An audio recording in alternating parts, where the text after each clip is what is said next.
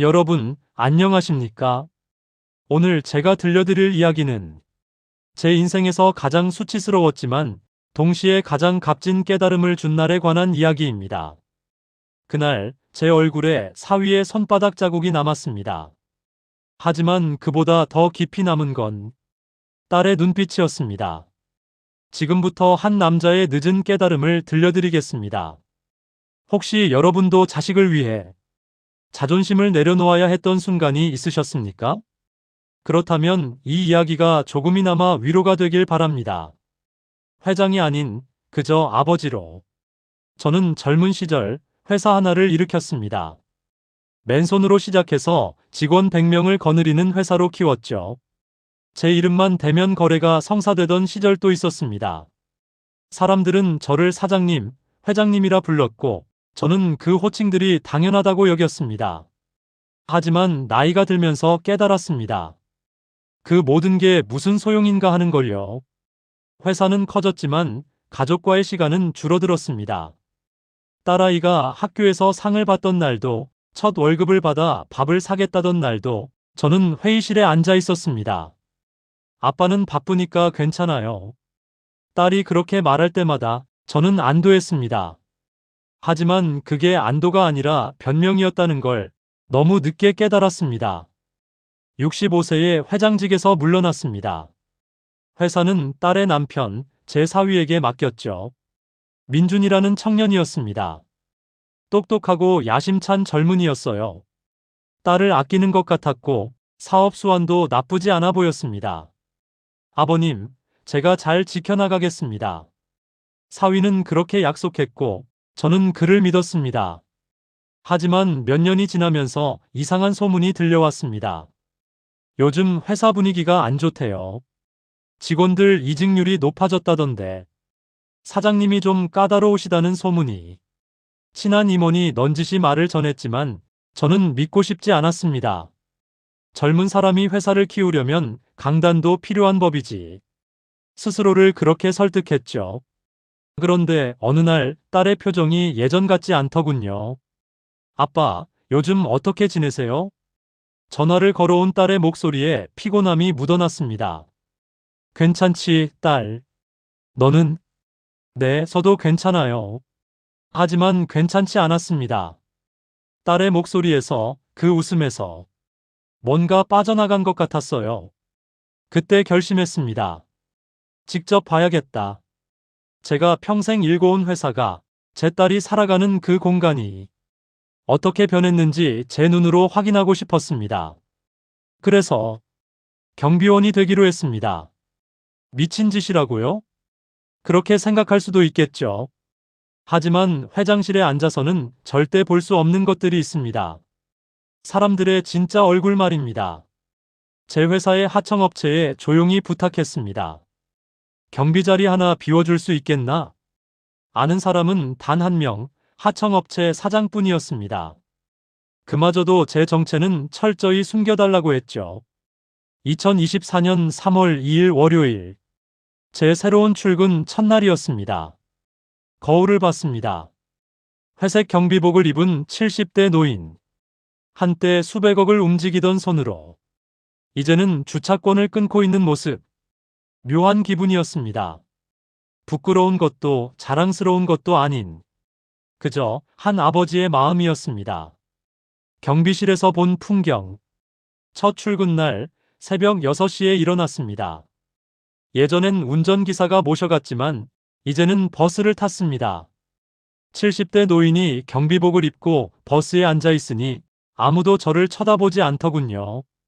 이게 투명인간이 되는 기분인가? 회사 정문에 섰습니다. 30년 전 제가 직접 설계한 그 건물. 이제는 경비원으로 서 있습니다. 안녕하세요. 출근하는 직원들이 인사를 했습니다. 하지만 제 얼굴을 보는 사람은 없었어요. 그냥 경비복을 향한 인사였습니다. 한 주, 두 주가 지나면서 보이기 시작했습니다. 사위의 모습이요. 오전 9시 사장님 차가 들어옵니다. 제가 주차 안내를 하면 민준이는 창문도 안 내리고 그냥 지나갔습니다. 아, 나를 모르니까 당연하지. 그렇게 생각하려 했지만 뭔가 불편한 감정이 스쳤습니다. 점심시간이었습니다. 경비실 창문 너머로 직원 식당이 보였어요.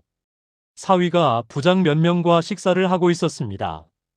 갑자기 고함 소리가 들렸습니다. 이게 뭐야? 이런 식으로 보고서를 쓰라고 했어. 한 부장이 고개를 숙였습니다. 사위는 서류를 식탁에 내던졌습니다. 주변 직원들이 모두 고개를 숙이고 밥을 먹더군요. 아무도 쳐다보지 않으려 애쓰는 모습. 가슴이 철렁했습니다. 저게 내가 키운 사위인가? 그날 오후 더 충격적인 장면을 봤습니다. 젊은 여직원 하나가 울면서 나가더군요. 뒤따라 나온 동료가 등을 토닥이며 말했습니다. 괜찮아, 사장님 원래 그래. 아니야, 내가 잘못한 거야. 너 잘못 없어. 다들 그렇게 당해. 그 대화를 듣는 제 주먹이 떨렸습니다. 저녁 6시. 퇴근 시간이 됐지만 아무도 퇴근하지 못했습니다. 사위의 차가 아직 주차장에 있었거든요. 사장님 퇴근 안 하셨는데 우리가 어떻게 가? 야근 수당이라도 나오면 다행이지. 쉿, 조용히 해. 들리면 또 한 달을 지켜보며 깨달았습니다. 제가 믿고 회사를 맡긴 그 사람이 딸이 사랑한다던 그 남자가 직원들에겐 공포의 대상이었습니다. 그런데 더 놀라운 건 딸 앞에선 전혀 다른 사람이었다는 겁니다. 어느 날 딸이 회사에 왔습니다. 점심 약속이 있었나 봅니다. 여보, 미안. 회의가 좀 길어졌어. 사위는 딸 앞에서 미소 지으며 다정하게 말했습니다. 괜찮아요. 전 밖에서 기다릴게요. 그 모습을 보며 생각했습니다. 딸은 모르는구나. 이 사람의 진짜 모습을. 5월의 어느 화창한 날이었습니다. 그날따라 주차장이 복잡했어요. 행사가 있어서 외부 손님들 차가 많이 들어왔거든요. 저는 최선을 다해 차량을 정리했습니다. 하지만 70대 노인의 손은 예전만큼 빠르지 않았죠. 오후 2시쯤이었을 겁니다. 사위의 차가 들어왔습니다. 그런데 제가 안내한 자리가 마음에 안 들었나 봅니다. 차에서 내리더니 저한테 걸어왔습니다. 야, 여기가 사장 자리야? 죄송합니다. 다른 자리가. 다른 자리? 내가 여기 주인인데 내 자리가 없다고. 목소리가 점점 커졌습니다. 주변에 사람들이 모이기 시작했어요. 죄송합니다, 사장님. 제가 다시. 이 늙은이가 일도 제대로 못해. 그 순간이었습니다. 탁. 따귀가 날아왔습니다. 제 왼쪽 뺨에 사위의 손바닥이 닿았습니다. 세상이 멈췄습니다. 주변 사람들의 숨소리까지 들렸습니다. 아무도 움직이지 않았어요. 모두 얼어붙었습니다. 저는 아무 말도 할 수 없었습니다. 뺨이 화끈거렸습니다. 하지만 더 뜨거운 건 가슴속이었습니다. 수치심이었습니다. 분노가 아니라 수치심. 내가 키운 사람이 나한테 손을 올렸구나. 사위는 고함을 더 질렀습니다. 당장 제대로 정리 안 해? 이 나이에 일도 못하면서 뭐하러 나왔어? 저는 고개를 숙였습니다. 죄송합니다. 그 한마디를 하는 게 얼마나 힘들었는지 모릅니다. 한때 수백 명 앞에서 연설하던 입으로, 계약서에 사인하던 손으로 이제는 고개를 숙이고 사과를 하고 있었습니다. 사위는 헛웃음을 치더니 가버렸습니다. 사람들도 하나둘 흩어졌습니다. 동정 어린 눈빛들. 하지만 아무도 다가오지 않았어요. 저는 주차장 한 구석에 서서 한참을 그대로 있었습니다. 손이 떨렸습니다. 70년을 살아오며 처음 맞아본 따귀였습니다. 이게 내가 만든 세상인가? 그날 저녁 퇴근 버스에 올랐습니다. 창밖으로 비친 제 얼굴을 봤습니다. 왼쪽 뺨이 아직도 빨갛더군요. 옆자리 승객이 물었습니다. 어르신 다치셨어요? 아니에요. 괜찮습니다. 괜찮지 않았습니다. 집에 돌아와 거울을 봤습니다. 70대 노인의 주름진 얼굴에 손바닥 자국이 선명했습니다. 샤워를 하며 울었습니다. 70년 인생에서 처음으로 욕조에 앉아 소리 없이 울었습니다. 분해서가 아니었습니다. 자존심 때문도 아니었습니다. 딸 때문이었습니다. 저 사람과 평생을 사는구나. 우리 딸이 저런 사람 옆에서 살고 있구나. 핸드폰이 울렸습니다. 딸이었습니다. 아빠, 요즘 어디 계세요? 집에 전화해도 안 받으시고. 아, 딸아. 아빠 괜찮아. 그냥 좀 바빠서. 목소리가 이상한데. 어디 아프세요? 아니야, 감기 기운이 좀 있어서 그래. 거짓말이었습니다. 아빠, 이번 주말에 저희 집에 오세요. 민준이도 보고 싶대요. 민준이? 그 이름을 들으니 가슴이 먹먹했습니다. 그래, 그러마. 전화를 끊고 한참을 멍하니 앉아 있었습니다. 말해야 하나? 말하지 말아야 하나? 하지만 말할 수 없었습니다. 딸의 행복을 위해서요. 만약 딸이 알게 되면 어떻게 될까요? 남편과의 관계가 깨질 수도 있습니다. 저 때문에 딸의 가정이 흔들릴 수도 있죠. 아버지의 자존심이란 게 뭔가? 그날 밤 잠들지 못하고 생각했습니다. 결국 자식 앞에서 울지 않으려는 고집. 자식이 마음 아파할까봐 참는 것. 그게 부모의 자존심이더군요. 다음 날도 그 다음 날도 출근했습니다. 사위는 저를 보며 비웃기도 했습니다. 야, 경비. 차 좀 제대로 정리해. 저는 묵묵히 일했습니다. 직원들은 저를 동정했지만 아무도 나서지 못했습니다. 저 할아버지 불쌍해. 그러게. 사장님이 너무 하시는 거 아냐? 쉿. 괜히 말 꺼냈다간 우리만 손해야. 2주가 지났습니다. 저는 버텼습니다. 딸을 위해서요. 그날은 평범한 목요일 오후였습니다. 갑자기 현관 로비가 소란스러워졌습니다. 사장님, 사모님 오셨습니다. 딸이었습니다.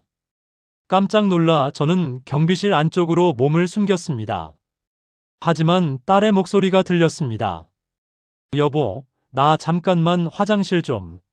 사위는 엘리베이터를 타고 올라갔고 딸은 1층 화장실로 향했습니다. 그때였습니다. 젊은 직원 하나가 주차장에서 뛰어들어왔습니다. 숨을 헐떡이며 핸드폰을 보고 있었죠. 그리고 저와 부딪혔습니다. 아, 죄송합니다. 서류가 바닥에 쏟아졌습니다. 괜찮네, 젊은이.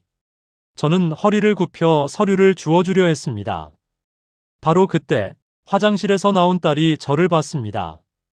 아빠. 세상이 멈췄습니다.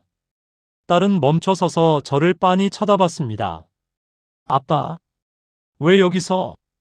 제 경비복을, 제 이름표를, 제 모습을 보고 있었습니다. 말이 나오지 않았습니다. 아빠, 지금 뭐 하시는 거예요? 딸이 다가왔습니다. 눈에 눈물이 고이기 시작했어요. 바로 그 순간 엘리베이터 문이 열리며 사위가 내려왔습니다.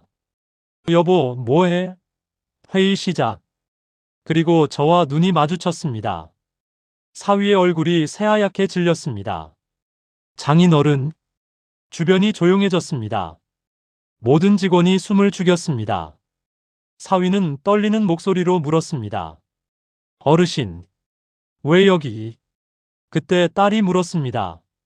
민준아, 너 우리 아버지 알았어? 아니, 나는. 거짓말하지 마.